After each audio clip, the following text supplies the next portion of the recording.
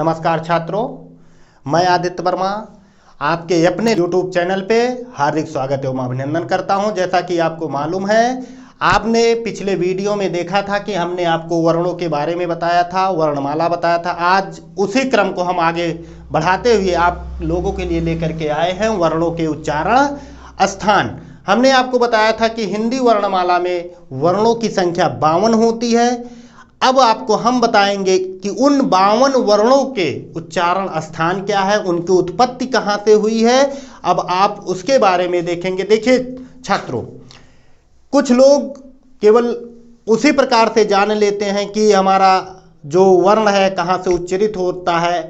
उसको हमने आप लोगों के लिए एक ट्रिक माध्यम, एक सूत्र के माध्यम से बताने का प्रयास करेंगे और आप उसे समझने का प्रयास करिए। तो हम इस क्रम को आगे बढ़ाते हुए आपको ले चलते हैं वर्णों के उच्चारण स्थान पर। देखिए, पहला हमारा है सूत्र अकुह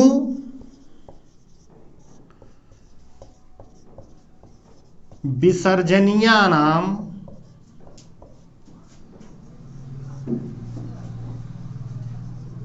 कंठा। क्या लिखा गया है? अकुह विसर्जनीयानाम कंठा।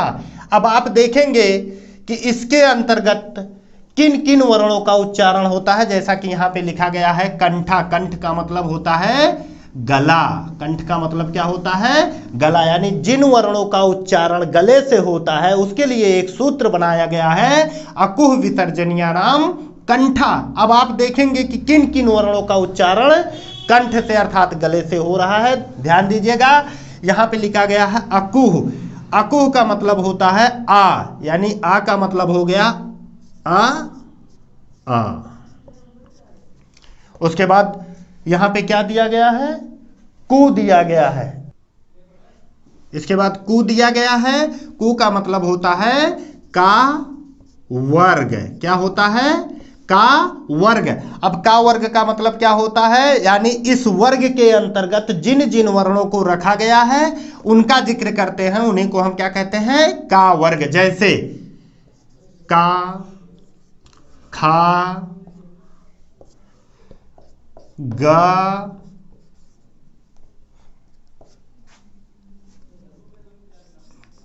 घ, अंगा। अब उसके बाद हम देखते हैं क्या है हमारा हा। क्या है? हा। और यहां पे एक शब्द लिखा गया है विसर्जनीया नाम। यानी विसर्जनीय नाम का मतलब होता है विसर्ग। और क्या हो जाएगा? विसर्ग।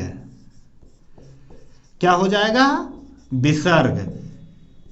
यहां पे विसर्ग एक शब्द आपको दिखाई पड़ रहा होगा कि विसर्ग क्या होता है। विसर्ग हमारा होता है, हमने आपको बताया था वर्णमाला में कि अयोग वह वर्ण होते हैं दो। उसमें एक हमने जिक्र किया था अंक का और एक का जिक्र किया था आहा। यानी विसर्ग का मतलब हमारा जो आहा वर्ण है उसके पीछे जो दो विंदी लगे हुए हैं उन्हीं को हम विसर्ग कहते हैं। तो कहने का तात्पर्य क्या हो गया कि हम इस विसर्ग का भी उच्चारण कहां से करते हैं? गले, अर्थात कहां से करते हैं? कंठ से करते हैं। अब आगे आएंगे। अब देखेंगे कि यहां पे अकुह का मतलब क्या हो गया? आ हो गया। कु का मतलब हो गया का वर्ग और हा का मतलब हो गया हा और विसर्ग का मतलब हो गया विसर्ग। अब अगला सूत्र हमारा क्या है? अगला सूत्र हमारा है इचु यसानाम। इचु यसानाम तालु। इचु यसानाम तालु। क्या होता है? इचु यसानाम। ताल का मतलब क्या होता है? हमारे मुख के अंदर कुछ ऐसा स्थान है जिसको हम तालु कहते हैं। यानी कुछ वर्णों का उच्चारण जो है तालु नामक स्थान से होता है। तो उसके लिए एक सूत्र बना लिया गया है इचु यसानाम तालु। अब आप देखेंगे इसके अंतर्गत कौन कौन से वर्ण आते हैं। तो आप देखेंगे ई यहां पे आया हुआ है। तो ई का मतलब हो गया ई। उसके बाद क्या है? चू। चू का मतलब क्या हो गया? चा वर्ग। क्या हो गया? चा वर्ग। क्या हो गया? चा वर्ग। अब चा वर्ग के अंतर्गत कौन कौन से वर्ण आते हैं? चा,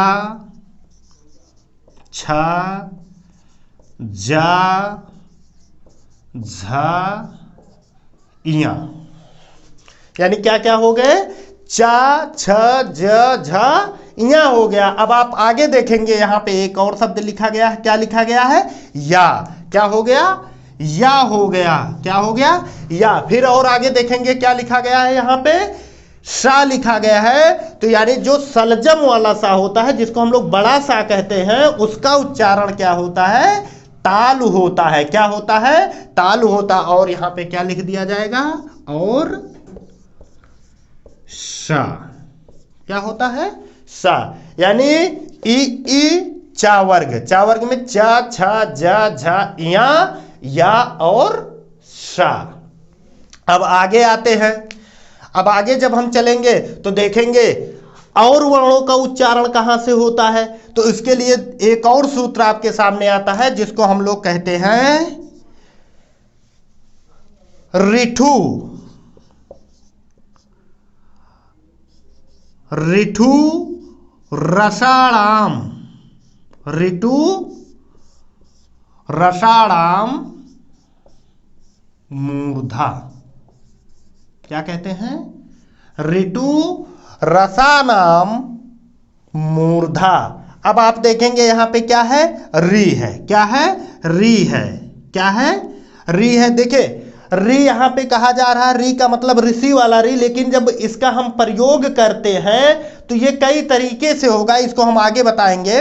री, उसके बाद यहां पे टू लिखा गया है, टू का मतलब क्या हो गया, टा वर्ग, क्या हो गया, टा वर्ग। अब इसके अंतर्गत हम देखेंगे कौन कौन से वर्ण आते हैं, टा, ठा, डा, ढा, अड़ा। क्या हो गया, अड़ा। अब और आगे हम देखेंगे क्या है, रा है, क्या है, रा है।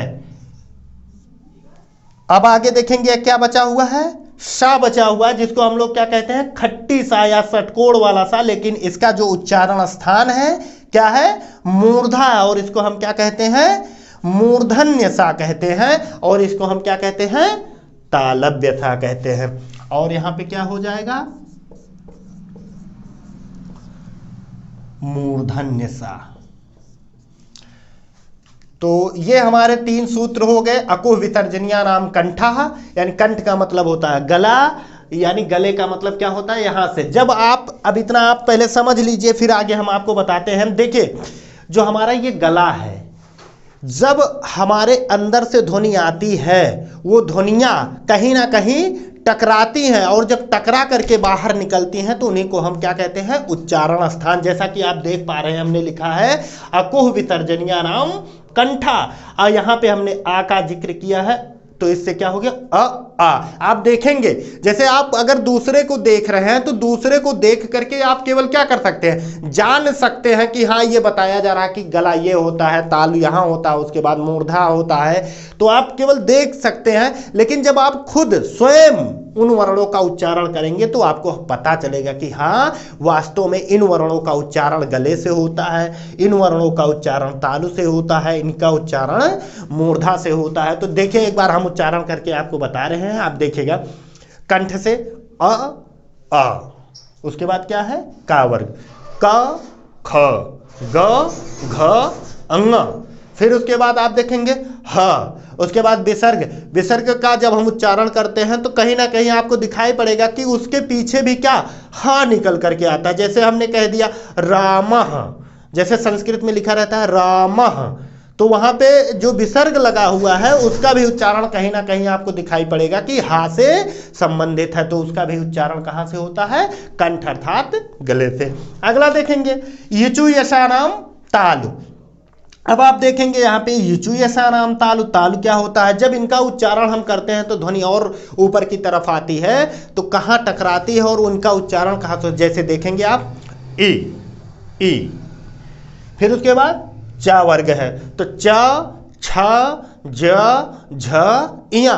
तो जिह्वा हमारी जो है तालव्य नामक स्थान पे स्पर्श करती है, तो वहां से हमारा क्या होता है, उच्चारण होता है। उसके बाद क्या है, य है, और उसके बाद क्या है, सा है, जिसको हम बड़ा सा कहते हैं, सलजम वाला सा कहते हैं, लेकिन इनका उच्चारण स्थान जो है वो तालु है, इसलिए इसको तालव्य सा भी कहा जाता है। आगे आप देखेंगे अगला हमारा क्या है, ऋतु रसाराम मूर्धा।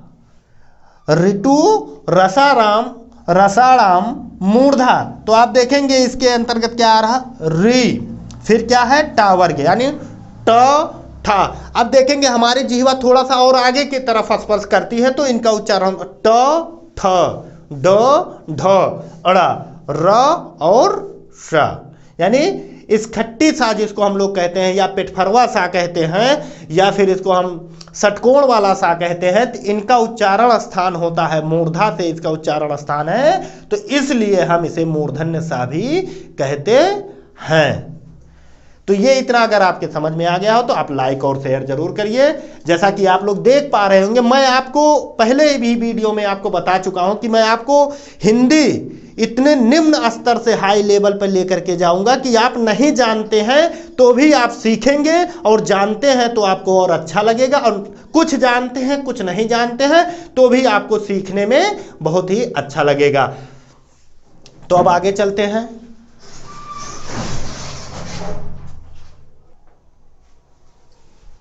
तो छात्रों आप इसका स्क्रीनशॉट ले लीजिए, और सूत्र है मैं आपको और आगे बताता हूं। हाँ छात्रों, आपने स्क्रीनशॉट ले लिया। अब हम आगे देखते हैं अगला सूत्र क्या हमारा है। अभी 3 इसके पहले आपने देखा, अब हम आगे आपको बताते हैं चौथा क्या हमारा सूत्र है, इसको देखेंगे। रिलितु लसानाम, रिलितु लसानाम दंतः। दंता का मतलब होता है दांत से। यहां पे देखेंगे आप हमारे हिंदी वर्णमाला में यहां पे रिली एक शब्द आपको दिखाई पड़ रहा होगा, ये विलुप्त हो गया है। क्या हो गया है, विलुप्त हो गया है। केवल ये संस्कृत वर्णमाला में आपको मिलता है, हिंदी में नहीं। लेकिन सूत्र बनाने के लिए हमने इसका भी जिक्र यहाँ पे किया है, तो आप समझ लीजिए कि इनका भी उच्चारण स्थान, इसका भी उच्चारण स्थान कहां से होता है, दंत से होता है। देखेंगे इसके अंतर्गत क्या हो गया, रिली, तू का मतलब क्या हो गया, ता वर्ग। क्या हो गया, ता वर्ग। इसके अंतर्गत कौन कौन से वर्ण आते हैं, ता, था, दा, धा, ना। और आप क्या देखेंगे, ला देखेंगे। क्या देखेंगे, ला देखेंगे। और क्या हमारा है, सा, जिसको हम लोग क्या कहते हैं, छोटा सा या सपेरा वाला सा कहते हैं। लेकिन छात्रों इसका जो उच्चारण स्थान है कहां से होता है, दंत से होता है, इसलिए हम इसको दंती सा भी कहते हैं। अब अगला हमारा क्या आता है, अगला सूत्र हमारा है उपपद्यमियानाम।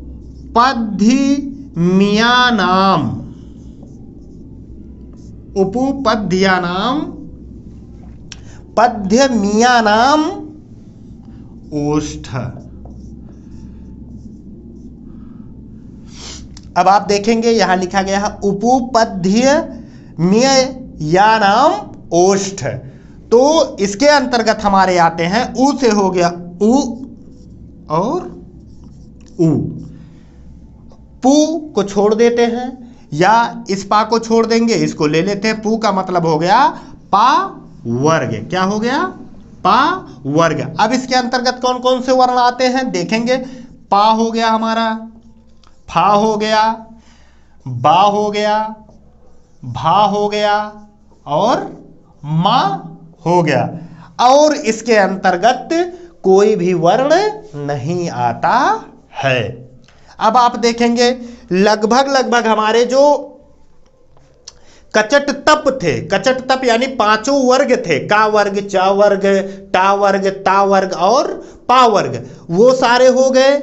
और हमारे कुछ स्वर भी हो गए हैं। अब आप अगला सूत्र देखेंगे, और हमारे जो अंतस्थ व्यंजन थे वो भी हो गए हैं, केवल उसमें एक बचा हुआ है। उसके लिए एक सूत्र हमारा होता है वकारस्य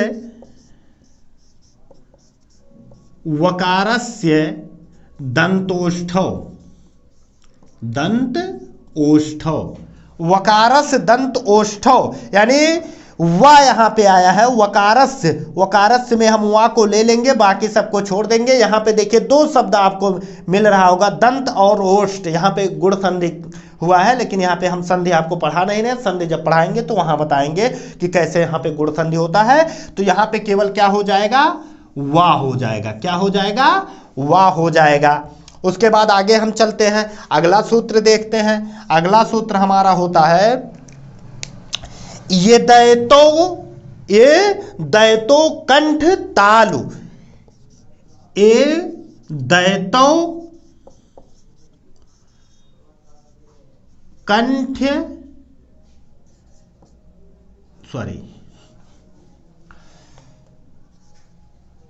कंठ तालु। क्या होता है, कंठ तालु। क्या होता है, कंठ तालु। यहां पे आप देखेंगे कंठ और तालु, और यहां पे देखेंगे ए, और यहां पे दा पे ऐ का मात्रा लगा हुआ है। तो यहां जो मात्रा लगा हुआ है इसके अनुसार हम यहां क्या ले लेंगे, ए को ले लेंगे और ऐ को ले लेंगे। यानी क्या हो गया, ए ऐ हो गया। अभी आप लोग देख रहे होंगे अभी कुछ और हमारे शब्द बचे हुए हैं, वर्ण बचे हुए हैं, उनका उच्चारण कहां से होता है। तो एक और सूत्र हमारा इसी के साथ आता है, जिसको हम क्या कहते हैं, ओ दैतो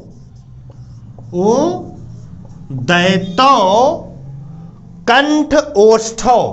क्या कहते हैं, कंठोष्ठौ। क्या कहते हैं, कंठोष्ठौ। यानी यहां ओ से क्या हो गया, वो हो गया। और आप यहां देख पा रहे होंगे दा पे एक मात्रा लगा हुआ है, तो यहां दा पे एक मात्रा लगने के कारण यहां ओ के बाद क्या आता है, औ आता है। हमारा क्या हो गया, औ। क्या हो गया, औ हो गया। यानी ये हमारे वर्णों के उच्चारण स्थान थे। ये हमारे क्या थे, वर्णों के उच्चारण स्थान है। यानी वर्णों की उत्पत्ति कहां से हुई है, या हमारे वर्ण उच्चरित कहां से होते हैं, ये आपके सामने हमने बहुत ही अच्छा और सरल तरीका आपको बताया है कि आप किस प्रकार से वर्णों के उच्चारण स्थान को याद कर सकते हैं। अब आप इसको देख लीजिए, रिलितु लसा नाम दंता, रिलितु लसा नाम दंता। यहां पे रिली जो हमारे हिंदी वर्णमाला में है नहीं, इसका लोप हो गया है, ये संस्कृत में है, लेकिन फिर भी हम सूत्र बनाने के लिए इसको ले लेते हैं, आपको बता देते हैं। इसका उच्चारण भी कहां से होता है, दंत से होता है। और यहां पे तू का मतलब हो गया ता वर्ग, तो ता था द ध ना, और ला से क्या हो गया, ला हो गया। और यहां पे सा है, सा से हमारा क्या हो गया, सा, जिसको हम छोटा सा भी कहते हैं और सपेरा वाला भी सा कहते हैं। लेकिन इसका उच्चारण कहां से होता है, जीवा हमारा दंत से स्पर्श करता है, तो दांत के माध्यम से होता है, इसलिए इसको हम दंती सा भी कहते हैं। आगे देखेंगे, उपपद्यमीयानाम ओष्ठ, उपपद्यमीयानाम ओष्ठ। अब आप देखेंगे ऊ से क्या हो गया, ऊ हो गया और ऊ हो गया। पू से पा वर्ग हो गया, तो पा फा बा भा मा हो गया, पा फा बा भा मा हो गया। अब आप आगे देखेंगे, वकारस्य दंतोष्ठौ, वकारस्य दंतोष्ठौ, वकारस्य दंतोष्ठौ, यानी वा का उच्चारण स्थान दांत और होंठ के माध्यम से होता है, तो इसलिए इसको क्या कह दिया गया, वकारस्य दंतोष्ठौ। ये क्या हो गया, वा हो गया। आगे देखेंगे, ये दैतो कंठ तालु, यानी ए और ए जो हमारे संयुक्त स्वर होते हैं, इनका उच्चारण कहां से होता है, कंठ और तालु से होता है, तो ए और ऐ हो गए। अब हमारे और बचे हुए हैं दो वर्ण, ओ और औ। इनका कहां से होता है, उदयतो कंठोष्ठौ, कंठोष्ठौ, ओ और ओ। इनका उच्चारण कंठ और होंठ से होता है। कहां से होता है, कंठ और होंठ से होता है। आपको जब हम स्वर के भेद बताएंगे कि स्वर के भेद किस प्रकार से होते हैं, जिह्वा के ऊंचाई के अनुसार, जिह्वा के अनुसार वर्णों का उच्चारण किस प्रकार से होता है, तो वहां और अच्छे से हम आपको स्पष्ट करा देंगे ताकि आपको जीवन में वर्णमाला वर्णों का उच्चारण स्थान स्वर कभी ना भूल पाए। तो ये आपके सामने हमने क्या लिखा, वर्णों का उच्चारण स्थान। आपको एक और चीज मैं बता दूं, जो हमने वर्णमाला में केवल जिक्र किया था कि जो हमारे प्रत्येक वर्ग के पंचम अक्षर होते हैं, प्रत्येक वर्ग के पंचम अक्षर होते हैं, यानी कचट तब जिस प्रकार से पहला होता है उसी प्रकार से हमारे पंचम वर्ण होते हैं, अंगा, इयाड़ा, ना और मा। उनका उच्चारण जो होता है नाक से होता है और मुंह, नाक और मुंह से ध्वनि निकलती है तब उनका उच्चारण होता है, इसलिए उनको पंचमाक्षर भी कहा जाता है, नासिक वर्ण भी कहा जाता है और मय अनुस्वार भी कहा जाता है। तो छात्रों, ये हमारा था वर्णों का उच्चारण स्थान। जैसा कि मैं जान पा रहा हूं कि आप लोगों को वर्णों का उच्चारण स्थान बहुत अच्छे से समझ में आ गया होगा। जहां कहीं भी ना समझ में आए आप कमेंट के माध्यम से हमसे प्रश्न करके पूछ सकते हैं और मैं आपके प्रश्नों का उत्तर भली भांति दूंगा। आप इसके लिए निश्चिंत रहें। मैं अगले वीडियो में आप लोगों के लिए लेकर के आऊंगा अल्प प्राण, महाप्राण, घोष, सघोष। आज के लिए बस इतना ही। हम फिर मिलेंगे आपके साथ अगले वीडियो में। नमस्कार।